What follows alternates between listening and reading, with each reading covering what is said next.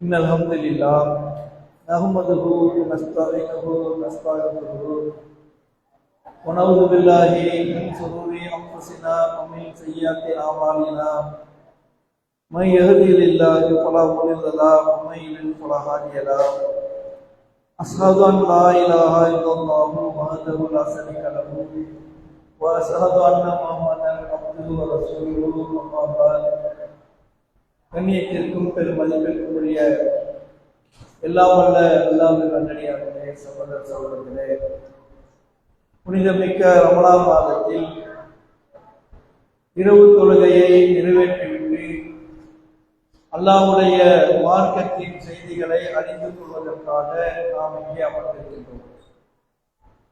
இஸ்லாத்தினுடைய அடிப்படை விஷயங்களில் மிக முக்கியமான அம்சமாகிய அல்லாஹ்வுக்கும் அவனுடைய தூதருக்கும் கட்டுப்படுதல் என்கின்ற இந்த அம்சத்தை, அதனால் நமக்கு இறைவன் கொடுக்கின்ற நன்மைகளை, இந்த உலகத்தில் நாம் பெறுகின்ற இறைவனுடைய அருளை பற்றியும், சத்திய சஹாபாக்களுடைய வாழ்க்கையில் அவர்கள் எப்படியெல்லாம் இறை தூதருக்கு கட்டுப்பட்டார்கள் என்கின்ற விவரங்களையும் நாம் தொடர்ந்து பார்த்து வருகிறோம்.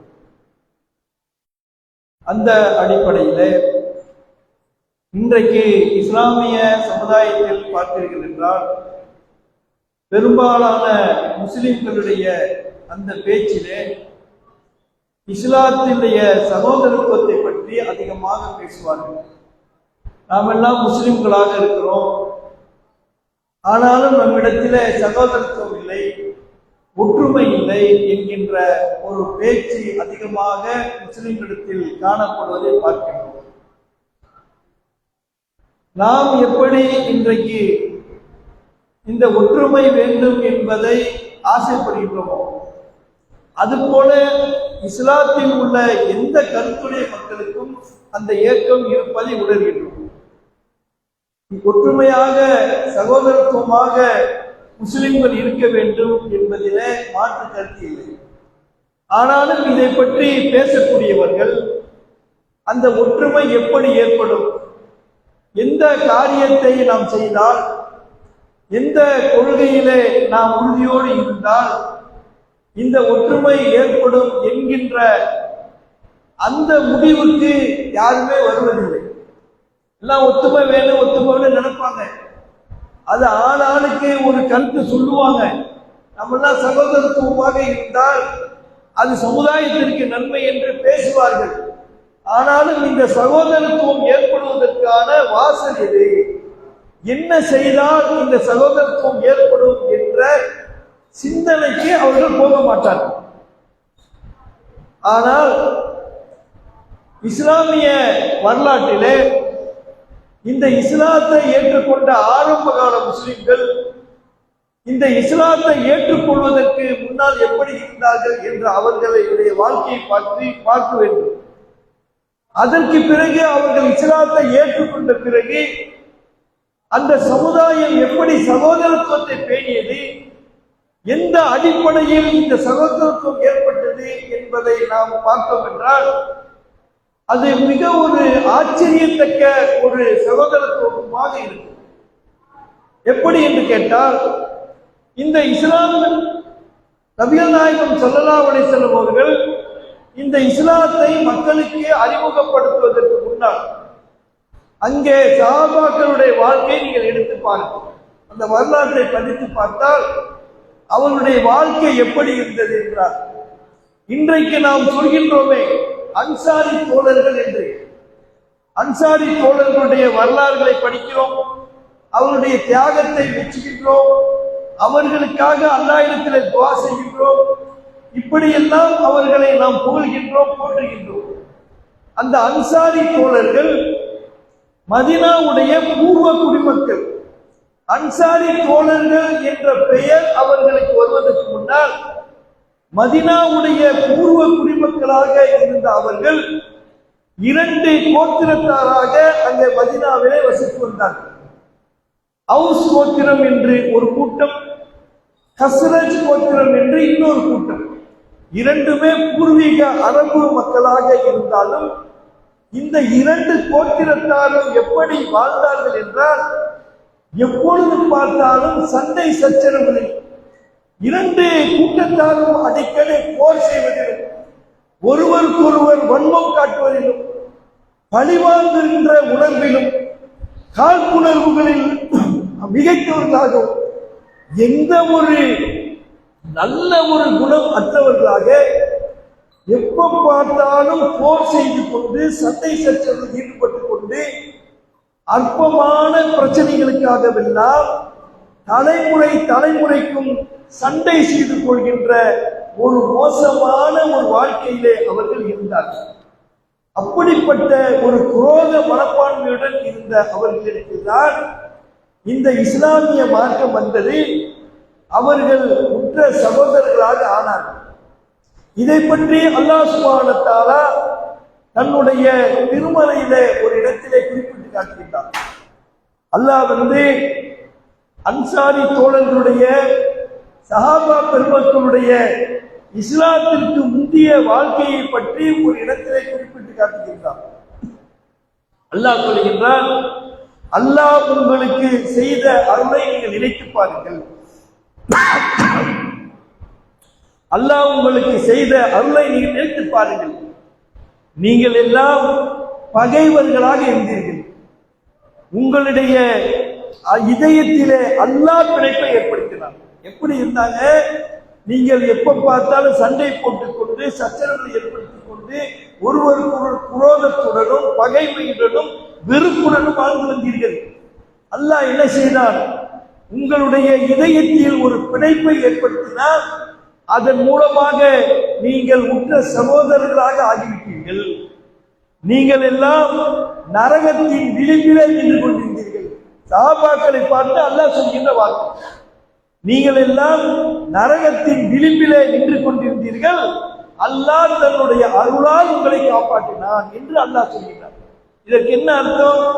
இப்படி சண்டையும் சச்சரவும் சுரோகமாக இருந்த அவர்களுக்கு இடையிலே இஸ்லாம் என்கின்ற இந்த நேர்வழியை கொடுத்து அவர்களுடைய உள்ளத்திலே ஒரு பிணைப்பை, ஒரு அன்பை ஏற்படுத்தி அவர்கள் உற்ற சகோதரர்களாக ஆனார்கள் என்று அல்லாஹ் ஏற்படுத்திய இந்த சகோதரத்துவத்தை அல்லாஹ் குர்ஆனிலே சுட்டி காட்டுகின்றார்.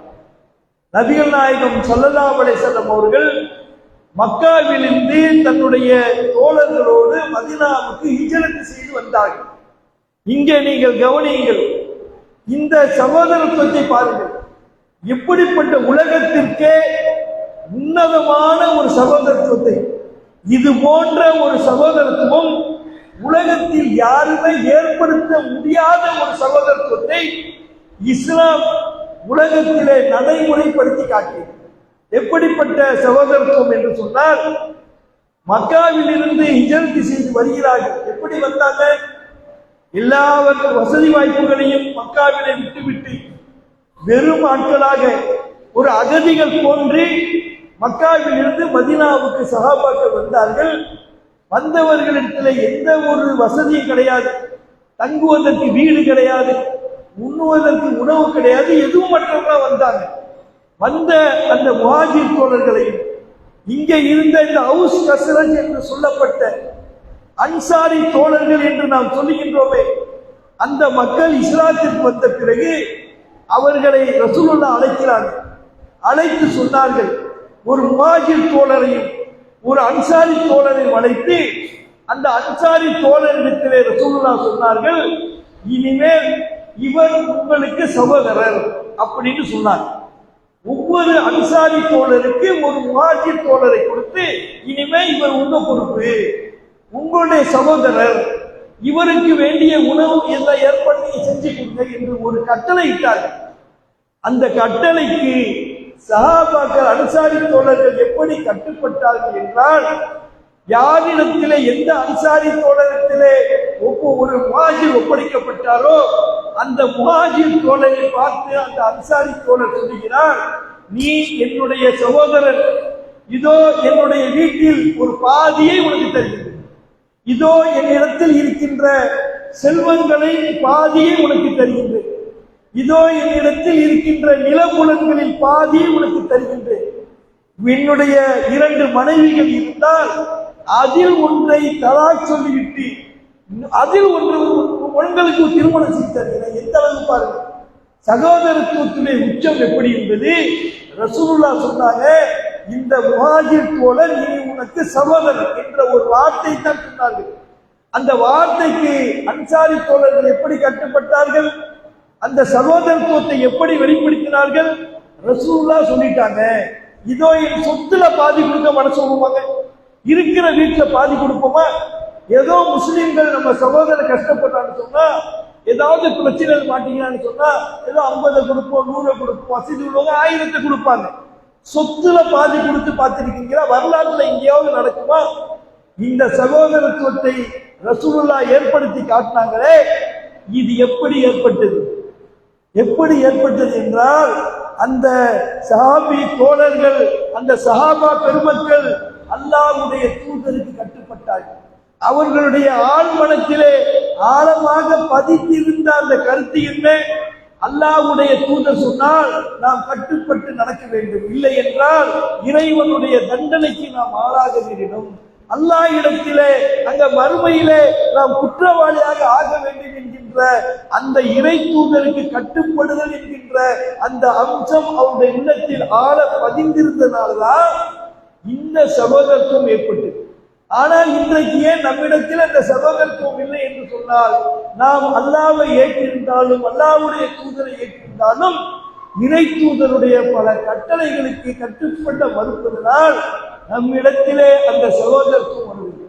அப்ப உலகமே வியந்து பார்த்த அந்த சகோதரத்துவம் ஏற்பட்டதற்கு கூட இந்த இறைவனுக்கும் இறை தூதருக்கும் கட்டுப்பட வேண்டும் என்கின்ற அந்த எண்ணம் அவர்களுடைய உள்ளத்தில் ஆழமாக பதிந்திருந்ததுதான் முக்கியமான காரணமாக இருந்தது என்றால், இறை தூதருக்கு கட்டுப்பட வேண்டிய அந்த அவசியத்தை நீங்கள் புரிந்து கொள்ளுங்கள். அது மட்டுமல்ல, இன்றைக்கு சமுதாயத்திலே, இஸ்லாமிய சமுதாயத்திலேயே நாம் அல்லாஹ்வை அனைவரும் ஏற்றிருந்தாலும் அல்லாஹ்வுடைய தூதரை ஏற்றிருந்தாலும் திருக்குர்ஆன் தான் எங்களுடைய வேதம் என்று அனைத்து முஸ்லிம்களும் சொல்லிக் கொண்டாலும் ஆளுக்கு ஒரு கொள்கையிலே, ஆளுக்கு ஒரு கருத்திலே பிளவுபட்ட, கொள்கை ரீதியாக பிளவுபட்ட சமுதாயமாக இருக்கிறோம். ஒவ்வொரு ஒரு இரவு தொழுகை என்கின்ற ஒரு வணக்கத்தை செய்வது கூட இந்த ரமலான் மாதத்தில் நபிகள் நாயகம் கற்றுத்தந்த இரவு தொழுகை என்ற வணக்கத்தை செய்வதற்கு கூட எவ்வளவு குழப்பங்கள்! 8 ரக்காத்தா 20 ரக்காத்தா இருக்குதா இல்லையா? பிறையை தீர்மானிப்பதில் எவ்வளவு குழப்பங்கள்! இன்னும் ரமலானுடைய மாதத்திலே இருக்கின்ற இபாதத்துகளிலே எவ்வளவு வேறுபாடுகள்! இப்படி அடிப்படை சட்டங்களில் இருந்து அக்கிதா விஷயமாக இருந்தாலும், மசாயில்கள் சம்பந்தப்பட்ட விஷயமாக இருந்தாலும் ஏராளமான கருத்து முரண்பாடுகளை இந்த சமுதாயத்தில் பார்க்கிறோமே. இதுக்கு என்ன காரணம் என்றால், நாம் இறை தூதருக்கு கட்டுப்பட மறுப்பதன் விளைவுதான் இந்த பிரிவுகளுக்கு காரணமாக இருக்கு. இதே போன்று கருத்து வேறுபாடுகள் சஹாபாக்களுடைய வாழ்க்கையில் ஏற்படத்தான் செய்தது. அவங்க வாழ்க்கையில கருத்து வேறுபாடுகள் வராம இல்லை. ஆனால் அப்படி ஒரு கொள்கை முரண்பாடுகள் ஏற்பட்டால் கூட அவர்களுக்கு அல்லாஹ்வுடைய வசனத்தில் இருந்து அவர்களுக்கு போதித்தால், இறை தூதருடைய கட்டளைகள் அவர்களுக்கு எடுத்து சொல்லப்பட்டால், தன்னுடைய கருத்தை தூர தூக்கி எறிந்துவிட்டு இறை தூதருக்கு கட்டுப்படக்கூடிய மக்களாக அவர்கள் இருந்ததனால் அவர்கள் அனைவரும் பிரச்சனைகள், பிரிவுகள் ஏற்பட்டால் கூட ஒரு கட்டத்திலே கொள்கையின் அடிப்படையிலே ஒன்று சேர்ந்தார்கள். ஒரு சம்பவத்தை பாருங்கள். நபிகள் நாயகம் ஸல்லல்லாஹு அலைஹி வஸல்லம் அவர்கள் மறைத்த பிறகு ஏற்பட்ட பல குழப்பங்களிலே நேற்று ஒரு சம்பவத்தை பார்த்தோம். அதே போல் நபிகள் நாயகம் ஸல்லல்லாஹு அலைஹி வஸல்லம் அவருடைய மரணத்தை ஒட்டி சஹாபா பெருமக்கள் சமுதாயத்திலேயே ஒரு பெரிய ஒரு குழப்பம் ஒன்று தோன்றியது. அடிப்படை கொள்கைக்கு வேட்டு வைக்கின்ற ஒரு பிரச்சனை அங்கே ஏற்பட்டது. அது எப்படி சரி செய்யப்பட்டது என்ற வரலாற்றை பாருங்க.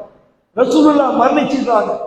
மரணித்த பிறகு அங்கே சஹாபா பெருமக்களுடைய பெரும்பாலானவர்கள் ரசூலுல்லாஹ் மேல உள்ள அந்த பாசத்தினால், அவங்க மேல அதிகமாக வைத்திருந்த அந்த பாசத்தின் காரணமாக ரசூலுல்லாஹ்வுடைய மரணத்தை அவர்களால் ஏற்றுக்கொள்ள முடியவில்லை. ரசூலுல்லாஹ்வுக்கு எப்படி மரணம் வரும்? அவங்க எப்படி மன்னிப்பாங்க? என்று சொல்லும் அளவுக்கு யாரெல்லாம் இந்த கருத்தில் இருந்தார்கள் என்றால் உமர் ரலியல்லாஹு அன்ஹு அவர்கள் போன்ற பெரிய சஹாபிகள் கூட ரசூலுல்லாஹ்வுடைய மரணத்தை ஜீரணிக்க அவர்களால் முடியவில்லை. உமர் ரலியல்லாஹு அவர்கள் தன்னுடைய உடைவாளை உருவி தன்னுடைய கையிலே வைத்துக் கொண்டு மக்களிடத்திலே சொல்லுகிறார்கள், யாராவது நபிகள் நாயகம் அவர்கள் இறந்து விட்டார்கள் என்று சொன்னால் அவர்களுடைய தலையை என் வாளால் வெட்டி விடுவேன் என்று கோபத்தால் கர்ச்சிக்கிறார்கள். பாருங்க, அந்த உணர்ச்சி வசப்பட்டு அவங்க என்ன மாதிரி வார்த்தையை சொல்றாங்க, ரசூலுல்லாஹ் மரணித்தார்கள் என்று யாராவது சொன்னால் அவர்களுடைய தலையை வெட்டுவேன் என்று சொல்லுகின்ற அளவுக்கு அப்படி ஒரு குழப்பம் ஏற்படுகிறது. அதே போல் இன்னொரு கூட்டம் என்ன சொல்றாங்க, ரசூலுல்லாஹ் மரணிச்சுட்டாங்க தான், ஆனால் இந்த மரணம் நிரந்தரமானது கிடையாது. அவங்க மரணித்தாலும் எப்படி மூசா நபி அவர்கள் தன்னுடைய இறைவனிடத்திலே சென்று பிறகு திரும்பி மக்களிடத்தில் வந்தார்களோ அதே போல நபிகள் நாயகம் அவர்கள் இறைவனிடத்தில் சென்றிருக்கிறார்கள், திருப்பி அவங்க இங்க வந்துருவாங்க என்று இன்னொரு கருத்துல ஒரு கூட்டம். அப்ப 3 பிரிவுகளாக ரசூலுல்லாஹ்வுடைய மரணத்தை காரணம் காட்டி சஹாபாக்களுடைய அந்த சஹாபாக்கள் மக்கள் 3 பிரிவுகளாக பிரிஞ்சுக்கிறார்கள். ஒரு கூட்டம் ரசூலுல்லாஹ் மரணித்தார்கள் என்று நம்புறாங்க, இன்னொரு கூட்டம் ரசூலுல்லாஹ் மரணித்து விட்டாலும் திரும்பி வந்து விடுவார்கள் என்று சொல்கிறார்கள், 3வது கூட்டம் ரசூலுல்லாஹ் மரணிக்கல, மரணிச்சுட்டாங்கன்னு யாராவது சொன்னா அவருடைய தலையை வெட்டுவேன் என்று சொல்ற அளவுக்கு இப்படி 3 பிரிவுகளாக அவங்க இருந்தாங்களே. எப்படி ஒன்றுபட்டார்கள் என்று சொன்னால், அந்த நேரத்திலே அபூபக்கர் சித்திக் ரலியல்லாஹு அன்ஹு அவர்கள் ஏதோ ஒரு வேலையாக வெளியூருக்கு போனவர்கள் ரசூலுல்லாஹ்வுடைய மரண செய்தியை கேள்விப்பட்டு அங்கே திரும்பி வருகிறார்கள். திரும்பி வந்து பார்த்தால் மதீனாவிலே இப்படி ஒரு குழப்பம், சஹாபா பெருமக்களே முஸ்லிம்களே 3 பிரிவுகளாக பிரிந்து அப்படி ஒரு ரசாபாசமான சூழ்நிலையிலே அவர்கள் இருக்கிறார்கள். இதையெல்லாம் அபூபக்கர் ரலியல்லாஹு அன்ஹு அவர்கள் பார்க்கிறார்கள். ஒரு பக்கம் உமர் ரலியல்லாஹு அன்ஹு அவர்கள் உடைவாளை உருவிக் கொண்டு அப்படி கர்ச்சித்துக் கொண்டிருக்கிறார்கள். அபூபக்கர் அவர்கள் என்ன செஞ்சாங்க, நேராக வந்தவர்கள் நபிகள் நாயகம் ஸல்லல்லாஹு அலைஹி வஸல்லம் அவர்களுடைய உடல் கிடத்தப்பட்டிருந்த அந்த படுக்கைக்கு செல்கிறார்கள். ரசூலுல்லாஹ்வுடைய முகத்தை திரையை விளக்கிறார்கள், நெற்றியிலே முத்தமிடுகிறார்கள்.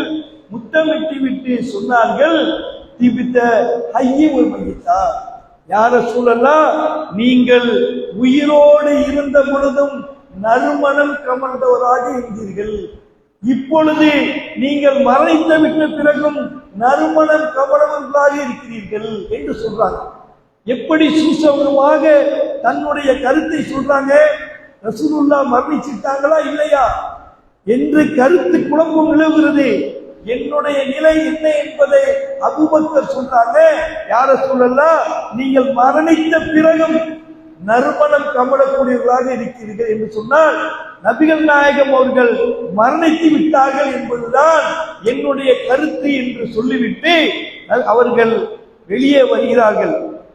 இன்னும் சொல்றாங்க, வல்லதி நப்சி பியதிஹி, என் உயிர் யாருடைய கைவசம் இருக்கிறதோ அந்த இறைவன் மீது சத்தியமாக, லா யுஜீபல்லாஹுல் மௌத்தைனி அபதா, அல்லாஹ்வுடைய தூதரே அல்லாஹ் உங்களுக்கு ஒரு காலத்திலும் 2 மரணங்களை தரவில்லை. நீங்க மௌத்தாபிடி ஒரு மௌத்து தான் உங்களுக்கு, எல்லா மனிதர்களுக்கும் வருவது போல் உங்களுக்கும் ஒரு மரணம் அது வந்துவிட்டது. அல்லாஹ் உங்களுக்கு 2 மரணத்தை தரவில்லை. ஏன் சில பேர் சொல்லிட்டு இருந்தாங்களே, ரசூலுல்லாஹ் மௌத்தா போயிட்டாங்க, அல்லாஹ்ட்ட போயிருக்கிறாங்க, திருப்பி வந்துருவாங்க என்று சொன்னாங்களே, அவர்களுக்கு பதில் சொல்றாங்க, அல்லாஹ் உங்களுக்கு ஒரு பொழுதும் 2 மரணங்களை தரவில்லை என்று சொல்லிட்டு மக்களை பார்த்து திரும்புகிறார்கள். அங்கே உமர் ரலியல்லாஹு அவர்களை அமர சொல்லுகிறார்கள். உமர் ரலியல்லாஹு அவர்கள் அமர மாட்டுறாங்க, ஆக்ரோஷமாக இருக்கிறாங்க. உமரே நீங்கள் அமருங்கள் என்று மறுபடி சொல்றாங்க, அமர மறுக்கிறாங்க, அப்படியே நின்றுகிட்டு இருக்கிறாங்க. அப்ப மக்களை பார்த்து அபூபக்கர் அவர்கள் சொல்லுகிறார்கள், அலா மக்களை அறிந்து கொள்ளுங்கள், மன் கான யஅபுது முஹம்மதன் வ இன்ன முஹம்மதன் கதுமார், மக்களே நீங்கள் அறிந்து கொள்ளுங்கள், யாரெல்லாம் நபிகள் நாயகத்தை முஹம்மதை வணங்கி கொண்டிருந்தீர்களோ அவர்களுக்கு சொல்லுகிறேன், முகம்மது இறந்து விட்டார் என்று சொல்றாங்க. முகம்மது என்ற வார்த்தையே அபூபக்கர் அவர்கள் பொதுவாக பயன்படுத்தவே மாட்டாங்க. ரசூலுல்லா உயிரோடு இருந்த காலம் வரைக்கும் அவங்களை எப்படி கூப்பிடுவாங்க? என் தோழரே, அல்லாஹ்வுடைய தூதரே, இப்படித்தான் ரசூலுல்லாவை அபூபக்கர் அவர்கள் அழைப்பார்கள். ஆனால் இங்கே நிலைமை என்ன? அல்லாஹ்வுடைய தூதரை, அல்லாஹ்வை மட்டும் வணங்க வேண்டும் என்ற கொள்கையை கொண்டு வந்தவர்களை அவர்களை கடவுளாக நினைக்கிறாங்க. அவருக்கு மரணம் வராது என்று சொல்லுவதன் மூலமாக இவர்கள் அல்லாஹ்விடத்திலே சென்று கொண்டு வைக்கிறார்கள். அந்த கருத்தை உடைக்க வேண்டும் என்பதற்காக ரசூலுல்லாஹ்வுடைய பெயரை சொல்லி அறிந்து கொள்ளுங்கள், யாரெல்லாம் முகம்மதை வணங்கிக் கொண்டிருந்தீர்களோ முகம்மது இறந்து விட்டார், அவர் கடவுள் அல்ல, அவர் அல்லாஹ் கிடையாது, அவருக்கு மௌத்து வரும், அவர் இறந்து விட்டார் என்று சொல்லிவிட்டு அடுத்து சொல்றாங்க, மன் கான யஅபுதுல்லாஹ, யார் அல்லாஹ்வை மட்டும் வணங்கிக் கொண்டிருந்தீர்களோ அறிந்து கொள்ளுங்கள், ஃப இன்னல்லாஹ ஹய்யி லா யமூத், அல்லாஹ் ஒருவன் தான் சாகாமல் என்றென்றைக்கு உயிரோடு இருப்பவன். பிரகடனப்படுத்துறாங்க. என்னப்பா இது? அல்லாஹ்வுடைய தூதரை அல்லாஹ்வாக்குறீங்களா? அவர் என்ன அல்லாஹ்வா? சாக மாட்டாரா? அல்லாஹ் மட்டும் தானே சாகாமல் என்றென்று உயிரோடு இருப்பவன். அந்த நிலைக்கு ரசூலுல்லாவை கொண்டு போறீங்களா? இஸ்லாத்தின் அடிப்படையை தகர்க்க பார்க்கிறீங்களா என்ற அந்த கருத்தை மக்களுக்கு பிரகடனப்படுத்தி விட்டு, சும்மா பிரகடனப்படுத்தா மக்கள் கேட்பாங்களா? என்ன செய்யறாங்க? அல்லாஹ் குர்ஆனிலே இந்த விஷயம் குறிப்பாக இந்த விஷயத்திற்காக இறக்கியறப்பட்ட 2 குர்ஆன் வசனங்களை கொண்டு வந்து மக்களிடத்திலே ஆதாரமாக சொல்றாங்க. அல்லாஹ் குர்ஆனிலே நபிகள் நாயகத்தை பார்த்து ஒரு இடத்திலே சொல்லுவான், இன்னக மையத்துன் வ இன்னஹும் மையத்துன், முகம்மதே நீரும் இறக்கக்கூடியவர் தான், அவர்களும் இறக்கக்கூடியவர் தான். ரசூலுல்லாஹ்வை பார்த்து அல்லாஹ் சொல்றான், நீங்களும் ஒரு கட்டத்தில் இறந்துடுவீங்க, இவங்களும் இறந்துடுவாங்க என்று அல்லாஹ் சொன்ன அந்த வசனத்தை கொண்டு வந்து பாருங்கள். அல்லாஹ்வுடைய அந்த கருத்து அல்லாஹ் குர்ஆனிலே சொல்லுவது நபிகள் நாயகம் இறந்து விடுவார்கள் என்பதுதான் என்ற அந்த வசனத்தை போடுகிறார்கள். அதை மட்டும் போடவில்லை, இன்னொரு வசனத்தையும் இதற்கு ஆதாரமாக கொண்டு வந்து வைக்கிறார்கள். அது என்ன வசனம்? உஹது போர்க்களத்திலே நபிகள் நாயகம் அவர்களுடைய தலையிலே வெட்டுப்பட்டு, கன்னங்கள் கிழிக்கப்பட்டு, பற்கள் உடைக்கப்பட்டு நபிகள் நாயகம் அவர்கள் மரணித்து விட்டார்கள் என்ற வதந்தி பரவிய போது சஹாபா பெருமக்களின் ஒரு கூட்டம் உஹது போர்க்களத்தில் இருந்து இறை தூதர் இருந்து விட்டார், நாம் ஏன் இதற்கு மேல் போரிட வேண்டும் என்று உஹது போர்க்களத்திலிருந்து பின்வாங்க ஆரம்பித்தார்கள். அந்த கட்டத்திலே அவர்களை நோக்கி அல்லாஹ் ஒரு வசனத்தை இறக்கினார். அது என்ன வசனம்? ஒமா முஹம்மதன் இல்லா ரசூல், முகம்மது தூதர் தவிர வேறில்லை. என்னப்பா, முகம்மது இறந்த உடனே போர்க்களத்தில் பின்வாங்குறீங்களா? முகம்மது தூதர் தவிர வேறு இல்லை. கது ஹலத் மின் கப்லிஹி ரசூல், இவருக்கு முன்னால் பல தூதர்கள் வந்தார்கள் சென்றார்கள், இவர் மட்டும்தான் தூதராக வந்திருக்கிறாரா? இவருக்கு முன்னால் பல தூதர்களை நான் அனுப்பினேன், அவர்களுக்கு மரணம் வந்தது, அவர்கள் சென்று விட்டார்கள். அப்ப இம்மாத்த அவ் புத்தில அன் கலபத்தும் அலா அல்காபிக்கும், இவர் மரணித்து விட்டால் அல்லது கொல்லப்பட்டு விட்டால் நீங்கள் வந்த வழியே திரும்பி சென்று விடுவீர்களா என்று அல்லாஹ் கேட்கிறான். நீங்க என்ன நினைச்சுக்கிட்டு இருக்கீங்க? இறை தூதர் சாக மாட்டாரா? அவருக்கு சாவு வராதா? இவர் கொல்லப்பட்டு விட்டால் இஸ்லாத்தை விட்டு போயிடுங்களா என்று அல்லாஹ் கேட்கிறான். கேட்டுவிட்டு அல்லாஹ் சொல்கிறான், வந்த வழியே திரும்புவோர் அல்லாஹ்வுக்கு ஒரு ஏதும் செய்ய முடியாது, நன்றியுடன் நடப்போருக்கு தான் அல்லாஹ் கூலி வருவான். அல்லாஹ்வுடைய தூதர் இருந்துட்டா நீங்க இஸ்லாத்தை விட்டு போயிடுவீங்களா? அல்லாஹ்வுக்காக போர் செய்ய வந்தீங்களா? ரசூலுக்காக வந்தீங்களா? ரசூல் என்பவருக்கு மரணம் வருமா வராதா? கண்டிப்பா வரும். அப்படி வந்து விட்டால் யாரெல்லாம் தன்னுடைய வந்த வழியே போய் விடுகிறாரோ, பழைய மார்க்கத்திற்கு திரும்பி விடுகிறாரோ, அவருக்கு அல்லாஹ்வுக்கு இந்த கேடு செய்து நீ உனக்குத்தான் கேடு செஞ்சுக்கிற என்று உகந்து போர்க்களத்திலே அல்லாஹ் இலக்கிய இந்த வசனத்தை கொண்டு வந்து சஹாபா பெருமக்களுக்கு மத்தியிலே போடுகிறார்கள். என்ன பிரச்சனை ஏற்பட்டாலும், கருத்து ஏற்பாடு ஏற்பட்டாலும் அல்லாஹ்வுடைய கட்டளைக்கு அந்த சஹாபா பெருமக்கள் எப்படி அடிபணிந்தார்கள், கருத்து வேறுபாட்டு சமுதாயமே பிரிவினையிலே பிளவுண்டு போகப்பட்ட சமயத்திலே இறைவனுடைய வசனத்திற்கு அவர்கள் எப்படி கட்டுப்பட்டார்கள் என்றார். இந்த வசனத்தை போட்டவுடனே உமர் ரலியல்லாஹு அவர்கள் சொல்கிறார்கள், அபூபக்கர் வந்து இந்த வசனத்தை நினைவு கூறியவுடன் எங்களுக்கு அந்த இறைவசனம் அப்பொழுதுதான் இறங்கியது போல நாங்கள் உணர்ந்தோம். நாங்கள்லாம் மறந்துட்டு இருந்தோம். இந்த வசனம் ஞாபகத்துக்கு வரல.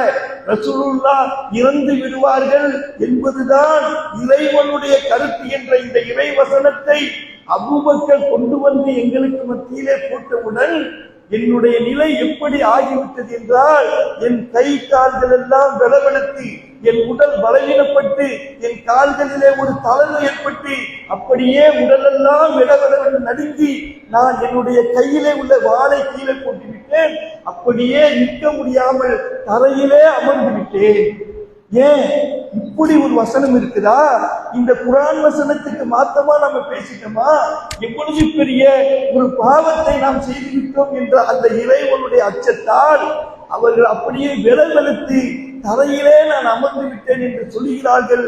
இந்த பிரச்சனைக்கு பிறகு எந்த கருத்து வேறுபாடும் அவர்களுக்கு ஏற்படாமல் அந்த நிமிடத்திலேயே அந்த பிளவுண்டு போன அந்த சமுதாயம் ஒன்று சேர்ந்தது என்றால், இந்த சகோதரத்துவம், இந்த ஒற்றுமை எப்படி ஏற்படும் யோசிச்சு பாருங்க. அல்லாஹ்வுடைய வசனத்தை போட்டவனையே இது என்னுடைய கருத்து இப்படி இருக்குதா, நான் இறைவனுடைய கருத்துக்கு மாறு செய்து விட்டேனா, நான் அல்லாஹ்வுடைய கருத்துக்கு தான் என்னுடைய உள்ளம் கட்டுப்படும் என்று அவர்களிடம் இருந்த அந்த கட்டுப்பாடு அந்த சமுதாயத்தை ஒன்றுபடுத்தியது. இந்த கட்டுப்பாடு நம்மிடத்தில் இருக்குதா? போய் சொல்லி பாருங்க. மார்க்கத்திற்கு மாற்றமான காரியத்தை செய்கின்ற முஸ்லிம்களிடத்திலே, வணக்க வழிபாடுகளிலே இறை தூதருக்கு மாறு செய்கின்ற முஸ்லிம்களிடத்திலே அந்த ரசூலுல்லாஹ்வுடைய அந்த செய்தியை சென்று சொல்லுங்கள். குர்ஆன் வசனத்தை சுட்டி காட்டுங்கள். ஏற்றுக்கொள்கின்ற மனம் இருக்கிறதா? ரசூலுல்லாஹ் 20 ரக்காத்து தொழுவலையே சொல்லி பாருங்களேன். ரசூலுல்லாஹ் 20 ரக்காத்து தொழுவலதான். ஆனா தொழுதா நல்லதுதானே? தொழுதா நல்லதுன்னு உங்களுக்கு சொன்னது யார்? அல்லாஹ்வுடைய தூதர் என்ன சொன்னாங்க? சல்லு கமா ரஅய்துமுனி ஸல்லி, என்னை எவ்வாறு தொழ கண்டீர்களோ அவ்வாறே தொழுங்க. நான் 8 ரக்காத்து தொழுனா 8 ரக்காத்து தொழும், 10 ரக்காத்துனா 10 ரக்காத்து தொழும். 20 ரக்காத்தை கூட்டி தொழுகிறதுக்கு உனக்கு அதிகாரம் கொடுத்தது யார்? இதுதான் நபி வழி. அப்படி என்று சொன்னால் அந்த உள்ளம் கட்டுப்பட மறுக்கிறது. ரசூலுல்லாஹ் அப்படித்தான் சொன்னாங்க.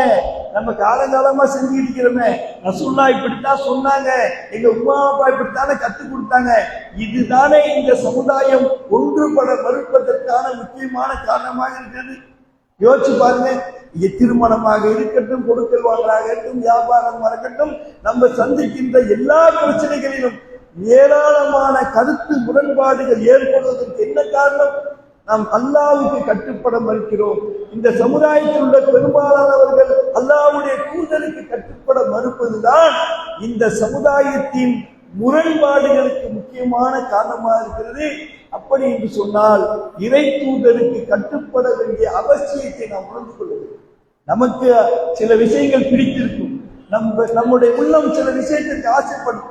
இப்படி இருந்தால் நல்லா இருக்கும், நல்லா தான் இருக்கும், நல்லா இருக்குன்னு நம்ம அரசு சொல்லுது. ஆனா ரசூலுல்லாஹ்வுடைய கட்டளை இல்லையே, அல்லாஹ்வுடைய அந்த உத்தரவு இல்லை என்று சொன்னால் அதை தூக்கி தூர விட்டு இருந்து விட வேண்டாமா? அப்படிப்பட்ட மனப்பக்குவம் யாரிடத்தில் வருகிறதோ, அந்த கட்டுப்படுகின்ற அந்த தன்மை யாரிடத்தில் வருகிறதோ அவர்களுக்கு தான் இந்த உலகத்தில் இறைவனுடைய அருளும் மறுமையிலே வெற்றியும் இருக்கிறது என்பதை உணர்ந்து அல்லாஹ்வுக்கும் அல்லாஹ்வுடைய தூதருக்கும் முழுமையாக எல்லா விஷயங்களிலும் கட்டுப்படக்கூடிய மக்களாக நாம் ஆக வேண்டும் என்று துஆ செய்வதாக இந்த உரையை நிறைவு செய்து கொள்கிறேன். வாஹிர தாவானா அல்ஹம்துலில்லாஹி ரப்பில் ஆலமீன்.